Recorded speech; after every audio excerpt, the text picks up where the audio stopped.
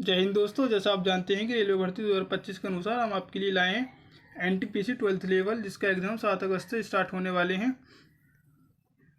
तो उसके लिए हम लाए हैं जीके जीएस की, और हमारी 7वीं क्लास होने वाली है, जो आपके पेपर पर बहुत भूमिका निभाएगी।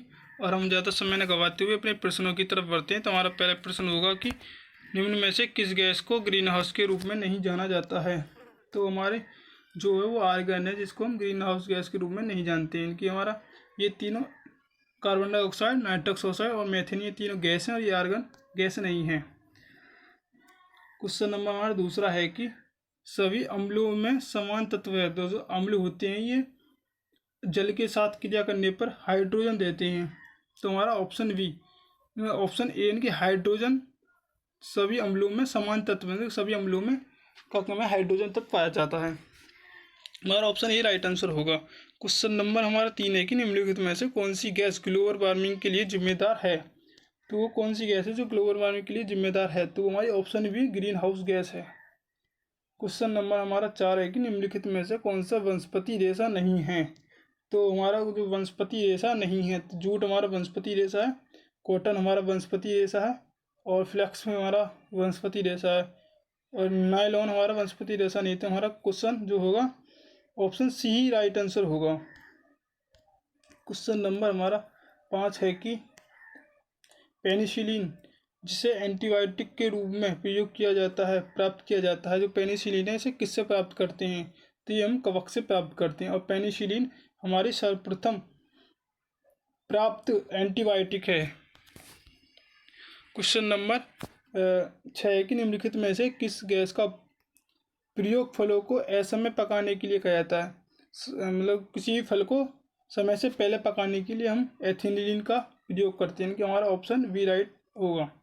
क्वेश्चन नंबर हमारा 7 है कि ब्लीचिंग पाउडर का रासायनिक नाम यह भी है, मतलब क्या है। तो हमारा देखते हैं, कैल्शियम सल्फेट नहीं, ये भी नहीं है। कैल्शियम सल्फेट नहीं है। कैल्शियम ऑक्सीक्लोराइड ये है। कैल्शियम सोडियम बाइकार्बोनेट ये भी नहीं है, और सोडियम क्लोराइड ये भी नहीं है। तो हमारा ऑप्शन बी बी क्वेश्चन सही होगा। क्वेश्चन नंबर हमारा 18 है कि 18 कैरेट सोने में खरे सोने का प्रतिशत कितना होता है। 18 कैरेट का जो सोना होता है उसमें शुद्ध सोना कितना होता है। तो वो तो हमारा 75%। क्वेश्चन नंबर हमारा है कि 9वां, निम्न में से कौन सी एक हरित गृह गैस नहीं है।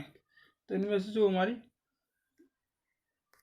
हरित गृह गैस नहीं है वो हमारी नाइट्रोजन है।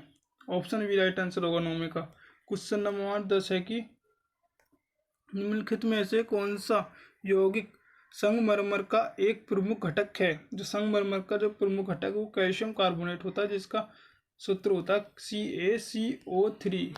इनकी हमारा ऑप्शन सी राइट आंसर होगा। क्वेश्चन नंबर हमारा 11 है कि कौन सा धातु ठंडे पानी से प्रतिक्रिया नहीं करता, लेकिन गर्म करने पर वाष्प से प्रतिक्रिया करता है। तो वो होता है हमारा एल्यूमिनियम, के हमारा ऑप्शन बी राइट आंसर होगा। क्वेश्चन नंबर हमारा 12 है कि कृत्रिम वर्षा के लिए प्रयुक्त किया जाता है। तो कृत्रिम जो हम वर्षा कराते हैं, मृदा कॉपर ऑक्साइड या सिल्वर ऑक्साइड या सिल्वर नाइट्रेट, तो हम जो करते हैं कृत्रिम वर्षा के लिए वो सिल्वर आयोडाइड का प्रयोग किया जाता है। जब कहीं ज़्यादा सूखा पड़ जाती है वहाँ पे कृत्रिम वर्षा कराई जाती है, जिसमें सिल्वर आयोडाइड का प्रयोग किया जाता है। क्वेश्चन नंबर हमारा 13 है कि 18 कैरेट सोने में तांबा या चांदी जैसे अन्य धातुओं का कितना प्रतिशत होता है या होगा। तो वो हमारा 25% होगा। क्वेश्चन नंबर हमारा 14 है कि किस उद्देश्य से पोटेशियम ब्रोमाइड का प्रयोग किया जाता है। किस उद्देश्य से पोटेशियम ब्रोमाइड का प्रयोग किया जाता है। साबुन के लिए नहीं, गलत।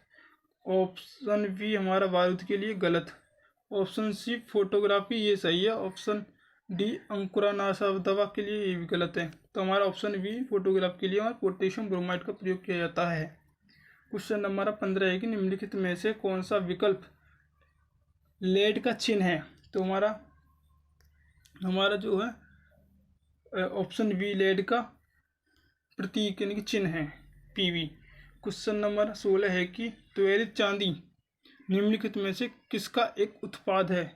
तो वो त्वरित चांदी जो है वो लोहे का एक त्वरित चांदी निम्नलिखित में से किसका एक उत्पाद है? वो लोहे का उत्पाद है। ऑप्शन बी राइट आंसर होगा। क्वेश्चन नंबर हमारा 17 है कि पारद मिश्रण या अम्लगम कहलाने के लिए किसी मिश्र धातु में निम्नलिखित में से किसका होना आवश्यक है? तो वो हमारा पाराकान की ऑप्शन डी राइट आंसर होगा। क्वेश्चन नंबर हमारा 18 है कि निम्नलिखित में से कौन सा तत्व तांबे को उसके यौगिक से विस्थापित कर सकता है? तो वो हमारा है ऑप्शन वी राइट आंसर हमारा जस्ता, जो तांबे को उसके यौगिक से विस्थापित कर सकता है। क्वेश्चन नंबर सिलिकॉन क्या है? सिलिकॉन जो हमारा एक उपधातु है। उपधातु वे होते हैं जिसमें धातु व अधातु दोनों के गुण पाए जाते हैं, उपधातु होता है, इसलिए सिलिकॉन भी एक उपधातु है जिसमें धातु और अधातु दोनों के गुण पाए जाते हैं। क्वेश्चन हमारा 20 है कि निम्नलिखित में से कौन सी धातु सबसे अधिक आधातवर्धीय होती है? तो वो होती है हमारा सोना और चांदी, ये सबसे अधिक आधातवर्धीय होती हैं। अगर हमारी वीडियो अच्छी लगी हो तो वीडियो को लाइक और चैनल को सब्सक्राइब करें, जिससे आने वाली वीडियो के पास सबसे पहले आए। जय हिंद, जय भारत, जय सरस्वती।